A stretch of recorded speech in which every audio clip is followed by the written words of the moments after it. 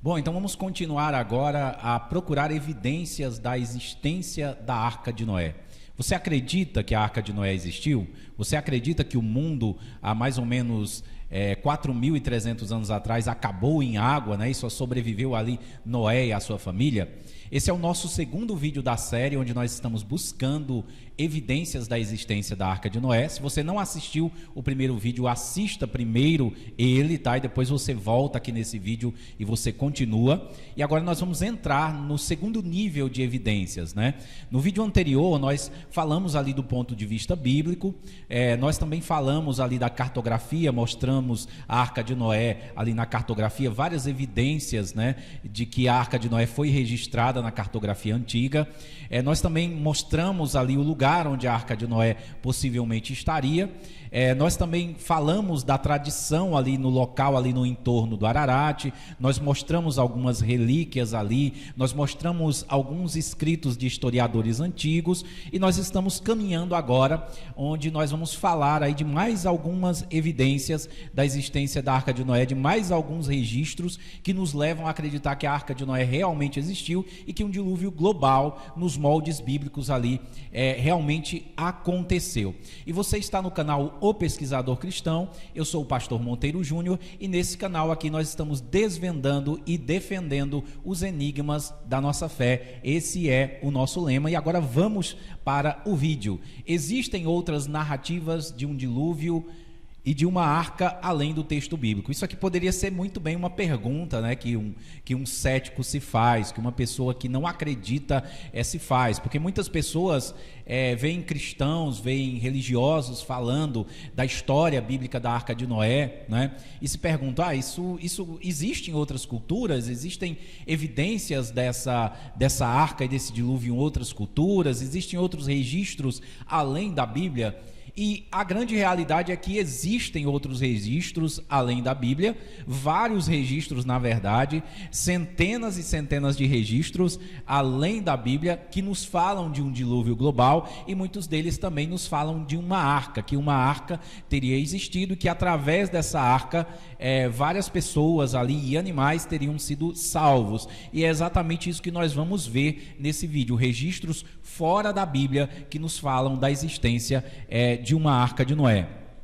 Eu vou começar falando aqui, né, sobre centenas de lendas de um dilúvio devastador, que é registrado, inclusive, neste livro de Tim LaHaye, né, em seu livro The Ark on Ararat, ou seja, a Arca no Ararat, que é esse livro que você está vendo aí. Ele está disponível na Amazon e em outros sites também, onde ele compila uma lista de lendas, né, de 212 relatos de um dilúvio em diversas culturas ao redor do mundo. Esses relatos abrangem desde o Oriente Médio e África até a América do Sul e as ilhas do Pacífico, né? Outros estudiosos também fizeram listas detalhadas, né? E essas listas são até mais expansivas do que as listas que o Tim LaHaye fez. Tem estudiosos que narram mais de 500 registros de um dilúvio global, tem outros que registram ali mais de 1.000 registros, né, entre lendas locais e dilúvios globais, tá? Então, não é somente a Bíblia que traz essa história, que faz essa narrativa, tá certo? Nós temos em vários lugares do mundo narrativas de um dilúvio cobrindo toda a terra, muitas delas até bem parecidas com o nosso dilúvio bíblico. Nas Américas, por exemplo, nós temos lendas de um dilúvio entre os astecas, entre os incas, entre os maias, né? Nas tribos americanas, norte-americanas também, como os Cherokees, os Hopi, os Delaware e outras tribos, várias delas têm ali a sua versão de um dilúvio. Na Ásia também não é diferente. Por exemplo, na China a gente tem lendas também diluvianas, na Índia, na Suméria, na Babilônia Antiga, na Assíria, no Japão. Na África nós temos no Egito Antigo, em Uganda, em Mali. Na Europa nós encontramos lendas também diluvianas na Grécia, na Lituânia, na Irlanda. E na Oceania nós temos ali também no Havaí, em Fiji, nas Ilhas Andamã e na Nova Zelândia. Então, praticamente todas elas trazem elementos muito semelhantes ao que está escrito ali no nosso dilúvio bíblico, né? Sempre temos uma civilização que é destruída por um dilúvio cataclísmico ali, né? Nós temos ali sempre um nome equivalente à figura de Noé. Alguns deles são até com uma fonética muito parecida com o nome de Noé. Então há muitas semelhanças. O dilúvio nessas lendas, em todas essas lendas, é um evento cósmico, né, de juízo para destruir ali uma geração.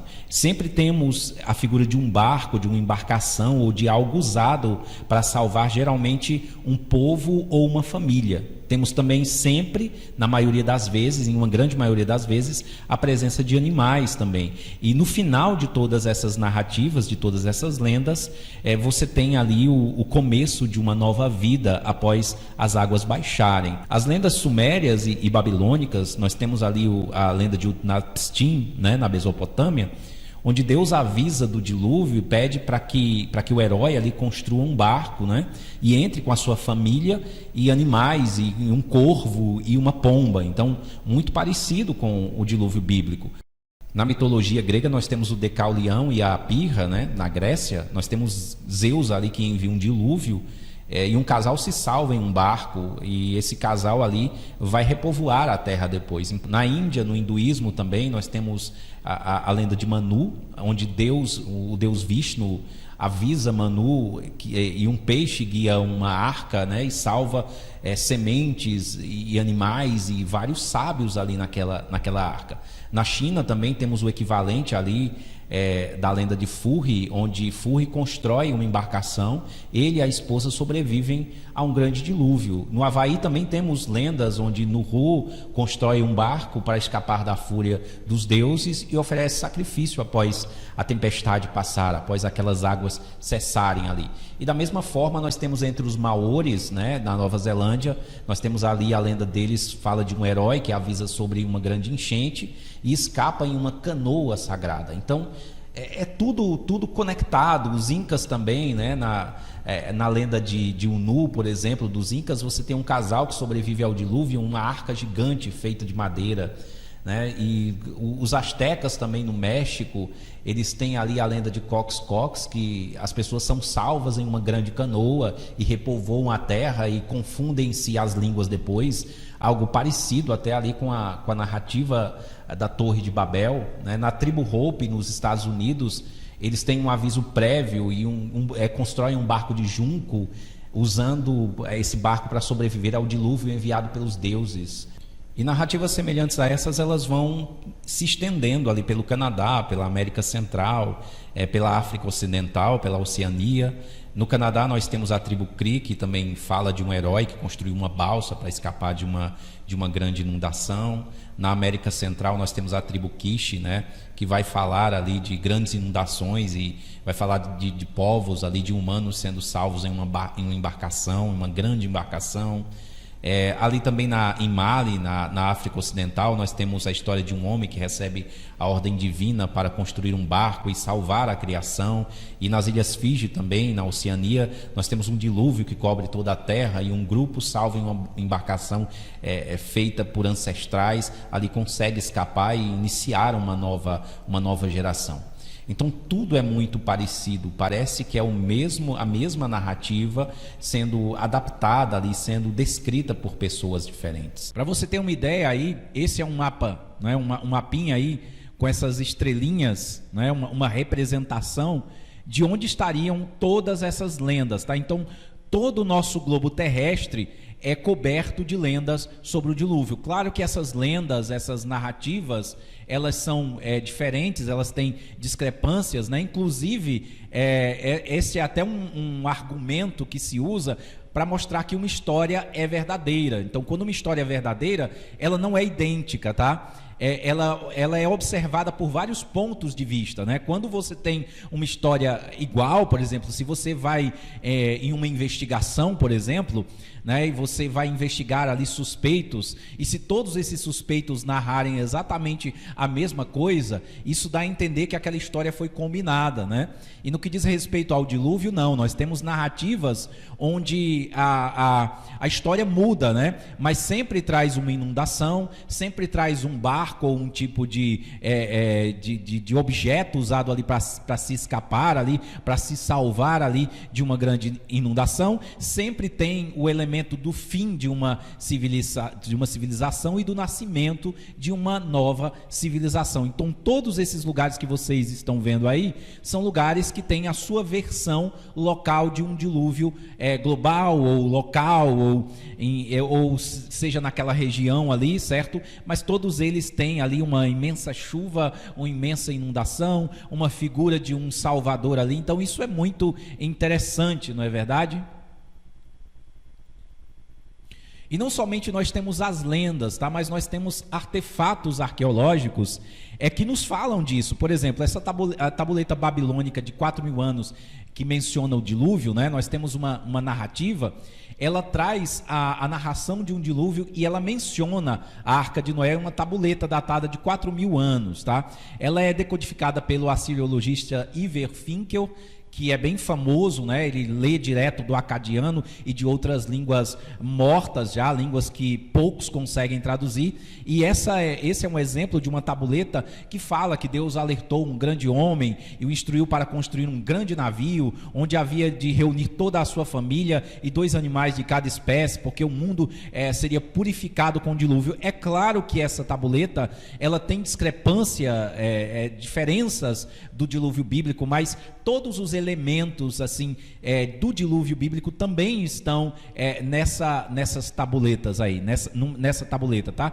O Dr. Iver Finkel é o curador do Departamento do Oriente Médio no famoso British Museum de Londres. Então, é uma pessoa altamente capacitada que estuda essas línguas antigas, que estuda durante anos esses artefatos, e ele traduziu essa tabuleta aí onde você tem os elementos de um dilúvio global, certo? Então, veja que é uma fonte babilônica, certo? Que fala da destruição daquele mundo ali onde eles viviam, que é bem semelhante ali ao dilúvio bíblico, né? Nós temos também a famosa epopeia de Gilgamesh, que menciona o dilúvio, né? De 2100 a 2000 anos antes de Cristo. Então é uma epopeia bem conhecida, né? Um artefato bem conhecido e que também fala de um dilúvio. A epopeia de Gilgamesh também menciona o dilúvio, pessoas e animais sendo salvos em uma embarcação. Eu já falei disso, né? Mas aqui está os escritos, né? Para você ver o artefato, e esse artefato registra, tá? A história do dilúvio está na tábua 11 da epopeia, onde o herói Gilgamesh busca Utnapishtim, que é o último homem ali, né? O homem que alcançou a imortalidade, para aprender o seu segredo. Então, é muito interessante, né, que outras culturas também registrem essa história, uma história parecida, né? Tem diferenças, né? A arca era diferente ali, né? Era um formato diferente, tinha medidas diferentes, mas a essência dessa história está lá. E muitos vão dizer assim: olha, mas que interessante, então a Bíblia copiou essas culturas antigas, essas culturas sumérias, essas culturas babilônicas, né? Esses escritos antigos. A grande realidade é que é verdade que esses escritos, eles têm até mais detalhes do que a Bíblia, né? Eles têm até mais detalhes, eles falam mais do dilúvio, eles colocam mais elementos na história, né? E a Bíblia ela é mais resumida, né? Mas isso nos mostra que a realidade é que a Bíblia ela é original nesse aspecto, porque quando você quer copiar alguma coisa, você tem a tendência de inserir mais detalhes, né, e não retirar mais detalhes. E esses escritos babilônicos, esses escritos antigos que falam do dilúvio, eles dão muitos detalhes, enquanto a Bíblia é mais resumida. Então, se a Bíblia fosse realmente copiar, eles iriam acrescentar, iriam enfeitar mais as coisas. Não, a Bíblia faz uma menção mais simplória até do que esses artefatos aí, né, o que pode nos indicar que a Bíblia também é uma visão de um catastrofismo, de algo que aconteceu naquele tempo e que esses povos aí carregam esse trauma e escreveram sobre esse trauma, né? Nós temos também o mito de Atrahasis, né, que menciona o dilúvio, e este mito acadiano, conhecido por diversos fragmentos de tabletes, oferece uma versão mais detalhada da história do dilúvio de Atrahasis. É o protagonista, um homem sábio que também é avisado por Ea, Enki, para construir um barco para escapar da inundação. Planejada por Enlil, Atrahasis embarca sua família e animais no barco para preservar a vida de maneira semelhante. Noé entra na arca com sua esposa, seus filhos e um casal de cada tipo de animal. Então está registrado aqui nessas tabuletas também uma história bem parecida. É claro que muda os nomes, né? Muda aí os personagens, mas não é interessante, né, nós observarmos que essa história está registrada naquela região ali da Mesopotâmia, naqueles povos, esses povos trazem essa memória, né? E nós temos esse mapa que recentemente veio a público mais uma vez, né? Já é uma descoberta um pouco antiga, que é um mapa de 3.000 anos que aponta a localização da Arca de Noé. Então esse artefato babilônico aí, ele não só está falando da Arca de Noé, mas ele está apontando a localização da Arca de Noé. Esse tablete que vocês estão vendo aqui, esse pedaço de mapa aqui, né? O mapa, na verdade, é essa parte redonda que vocês podem ver aqui, né? Como eu falei no vídeo anterior, os mapas antigos eles eram redondos. Nós temos mapas de vários lugares do mundo que tem esse formato aqui, tá? Então é um pouquinho diferente do formato ao qual nós estamos acostumados, né? Então nós temos aqui um diagrama circular com um sistema de escrita que utiliza símbolos triangulares, né, aqui em cima. E você tem aqui essa espécie de estrela, de estela aqui mostrando a Babilônia no meio aqui, né? E nós vamos ver um pouquinho de alguns detalhes sobre esse mapa que curiosamente aponta a localização da Arca de Noé. Olha que interessante, né? Nós falamos no vídeo anterior sobre a localização da Arca de Noé. Esse mapa está nos dizendo onde está, né? Então, o rio Eufrates corre de norte a sul, atravessando pela cidade de Babilônia, o atual Iraque, e cercado por cidades e regiões marcadas por pequenos círculos. Então, isso que vocês estão vendo aqui, ele é o rio Eufrates atravessando, né?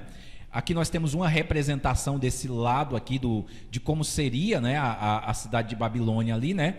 E isso seria uma delimitação de águas, né? E nós temos vários pontos aqui dessa estrela aqui, e um desses pontos aqui nós teríamos a localização da Arca de Noé, segundo os babilônicos aqui, né? Um ponto de interesse é o lugar marcado como Urartu. Parece familiar esse nome, né? É o mesmo nome que nós encontramos na Bíblia, é o mesmo nome que nós vimos no vídeo 1, né, onde eu falei sobre o reino de Urartu, onde a Bíblia localiza a Arca de Noé na cordilheira do Ararat. Então, onde está aqui essa seta, né? Nós temos aqui o reino de Urartu, que é exatamente onde esse mapa está localizando, né? E esse é o nome antigo do que hoje chamamos de Armênia, né? Nós sabemos que o Monte Angridag, o Monte Ararat moderno, está na Armênia, né? Um lado dele pega a Armênia. Circundando esses pontos no mapa está o rio Amargo, que significa água salgada. Então eles colocavam esse rio Amargo em volta da cidade de Babilônia, né? Essa representação. E aí nós temos aqui, né? Mas o que é mais interessante de tudo são as inscrições fragmentadas relacionadas ao próximo triângulo. No caso, esse aqui que eu estou sinalizando com a seta, tá? Ele traz a seguinte inscrição: para o quarto para o qual você deve viajar 7 léguas, são tão grossos quanto um recipiente parsicto, né? Então ele está mostrando aqui a localização da Arca de Noé, né? No caso da nossa representação da Arca de Noé. Na representação deles, não é a Arca de Noé, obviamente, né? Eles têm uma representação diferente, mas do que seria a nossa Arca de Noé, né? Ele, inclusive, está ligado à tabuleta que eu mostrei anteriormente, né? Porque esse dado aqui que eu li para vocês, ó, para o quarto para o qual você deve viajar 7 léguas, são tão grossos quanto um recipiente parsicto. Ele inclusive foi decifrado porque ele já havia sido escrito nessa outra tabuletinha anterior que eu mostrei, né? Eu coloquei aqui apenas uma outra tábua cuneiforme conhecida por usar essa linguagem, grosso como um recipiente parsicto. é a tábua da arca, de 1000 anos mais velha do que o mapa. Ela fornece instruções para a construção de uma grande arca. Então essa tábua aqui, ela está falando da construção de uma arca, né? Esta tábua descreve o barco construído por Atrahasis para transportar a humanidade através do dilúvio, por instrução de Deus, né, do Deus deles. Essa antiga unidade de medida se relaciona com as suas costelas gigantes. E ele diz o seguinte nessa tabuinha: coloquei 30 costelas que tinham a espessura de um vaso parsicto, né? Então ele está usando a mesma palavra parsicto aqui para descrever a estrutura da arca, o formato da arca, né? Então esse artefato aqui, ele está relacionado com esse outro artefato que eu estou mostrando para vocês aqui. Então é bem interessante, né? Nós não só temos lendas, relatos, nós temos relatos bíblicos, nós temos artefatos arqueológicos que mencionam a arca, né? A construção da arca, a localização da arca, né? Então talvez você esteja dizendo: nossa, pois se esse mapa está falando da localização da arca, então vamos lá procurar, porque a gente vai achar, e eu já falei sobre isso no vídeo anterior, né? Então o mapa parece sugerir uma localização aproximada de onde a arca aterrissou, de acordo com o mito babilônico. Se um explorador intrépido fosse da Babilônia através do rio Urartu, através de Urartu, né, e através do rio Amargo, ele encontraria as costelas de madeira da arca na encosta da montanha. Então ele encontraria mais ou menos aqui, né? Então é uma coisa interessante, né? Nós temos um mapa que está narrando ali, nós temos lendas em todo o mundo que estão narrando a existência de uma arca, né? É claro que muitos vão dizer, olha, muitos vão justificar essa ideia da seguinte maneira: olha, todas as civilizações, elas tiveram histórias de inundações, né? Elas passaram por catastrofismos, né? Nós tivemos degelos aí em vários lugares e a terra foi inundada em vários lugares. E sim, isso poderia sim ser uma memória coletiva, né, desses acontecimentos, mas é muito exato, você não acha? É muito interessante que todas essas lendas, elas trazem uma arca, né, ou um tipo de embarcação usada para a sobrevivência, ou um tipo de objeto local usado para que eles pudessem sobreviver. Eles registram isso, né? Falam de animais também, eles salvaram animais, eles salvaram sementes, né? Eles salvaram utensílios, né? Todas essas lendas têm um salvador também, né? Uma pessoa que recomeçou ali a civilização. Então essas lendas afirmando isso é algo muito interessante, né? Não é só a Bíblia que está falando disso, mas essas lendas e esses registros também arqueológicos nos estão mostrando que algo aconteceu, que uma arca realmente pode ter existido, né? E que é bem provável que essa história contada na Bíblia, ela não é simplesmente uma historinha, ela não é simplesmente uma lenda, mas um fundo de verdade muito forte, capaz de impactar e marcar todas as nações da terra, todos os povos da terra. Pode existir aí. Então o que você acha? Você acha que essas lendas, elas são infundadas? São só lembranças aí de um catastrofismo que todos esses povos têm em comum? Ou você está começando a achar já que é possível que exista uma arca, que existiu uma arca, que existiu um dilúvio? Porque eu particularmente acredito nisso. Eu acho incrível que a minha Bíblia conte uma história e quando eu vou procurar em outras fontes, eu encontre similaridades bem exatas dessa história. Eu acho isso realmente incrível, mas deixa a sua opinião aí no final desse vídeo, aqui nos comentários desse vídeo, e não perca o próximo vídeo, certo? Porque nós vamos continuar levantando essas evidências e a nossa discussão sobre a Arca de Noé e o dilúvio, ela só está começando. Então um abraço, a graça e a paz de Cristo, e eu te vejo no próximo vídeo.